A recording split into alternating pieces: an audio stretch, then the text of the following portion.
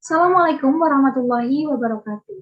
Perkenalkan, nama saya Sita Rusmi Hidayani dengan NIM 202107100069. Program Studi Komunikasi dan Penyiaran Islam Universitas Muhammadiyah Yogyakarta. Pada kesempatan kali ini, saya akan meresum dua materi dari mata kuliah Psikologi Komunikasi Dakwah.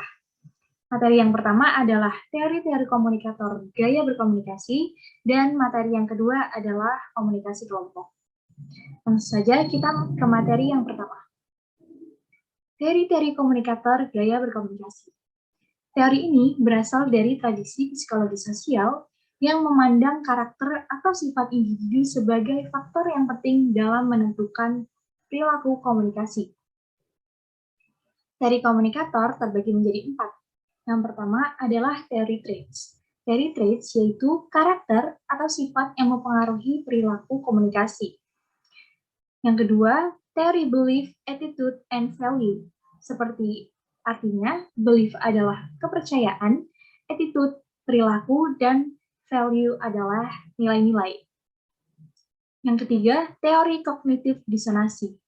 Menjelaskan mengenai bagaimana keyakinan dan perilaku dapat mengubah sikap seseorang. Yang keempat, attribution theory. Teori ini menjelaskan tentang faktor yang mempengaruhi perilaku seseorang, entah itu faktor internal ataupun faktor eksternal. Teori traits memiliki 5 faktor. Yang pertama adalah neurasthenicism, yaitu kecenderungan merasa rapuh, cemas, dan tidak stabil secara emosional.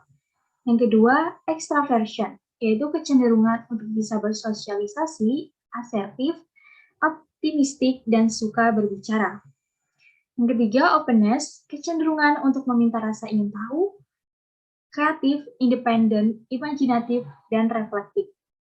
Yang keempat, agreeableness, yaitu kecenderungan untuk menjadi kooperatif dan bersimpati. Yang kelima, conscientiousness, yaitu kecenderungan untuk disiplin, teratur, efisien, dan berorientasi kepada pencapaian. Selanjutnya, conversational narcissism, yaitu kecenderungan untuk mencintai diri sendiri, menonjolkan atau membanggakan diri sendiri. Memiliki sifat cenderung mendominasi percakapan, namun tidak responsif terhadap lawan bicara. Yang kedua, selanjutnya, argumentativeness, yaitu kecenderungan untuk terlibat dalam topik-topik yang kontroversial, memiliki sudut pandang tersendiri dengan upaya membuktikan pendapat yang berlawanan dengan pendapatnya sebagai pendapat yang salah. Selanjutnya, social and communicative anxiety, yaitu kecemasan komunikasi yang berlebihan yang berkaitan penghindaran sosial, kecemasan secara sosial, kecemasan berinteraksi, memiliki sifat pemalu, demam panggung, dan memiliki konsep diri yang lemah. Lanjut kita ke materi yang kedua, yaitu komunikasi kelompok. Apa sih itu kelompok? Kelompok adalah sekumpulan orang yang memiliki tujuan yang sama dan berinteraksi satu sama lain. Komunikasi kelompok adalah naluri manusia untuk selalu hidup dengan orang lain, yang disebut gregarious. Karena pada dasarnya manusia adalah makhluk sosial yang tidak bisa hidup sendiri. Pembentukan kelompok dibagi menjadi 2, yaitu kedekatan dan keseimbangan. Seseorang berhubungan dengan orang lain disebabkan karena adanya kedekatan ruang dan lingkungan.